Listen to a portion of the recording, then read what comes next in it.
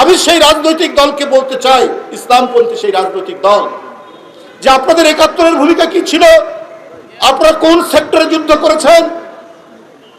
আপনারা কোন সেক্টর কমান্ডারের আন্ডারে যুদ্ধ করেছেন? বাংলাদেশে কেউ দেশপ্রেমিক নেই, শুধু একটি রাজনৈতিক দল দেশপ্রেমিক। এই ধরনের বিভ্রান্তির আপনারা তৈরি করলে মানুষ হাসবে, মানুষ হাসি ছাড়া আর কিছু দেবে না।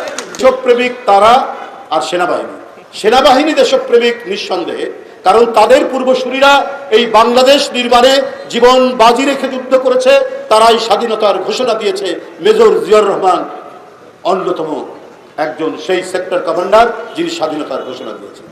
আরো মেজররা যারা ছিলেন সেক্টর কমান্ডার সেই সময়, পরে তারা অনেকে জেনারেল হয়েছে, আপনার অনেকেই এর মধ্যে রয়েছে।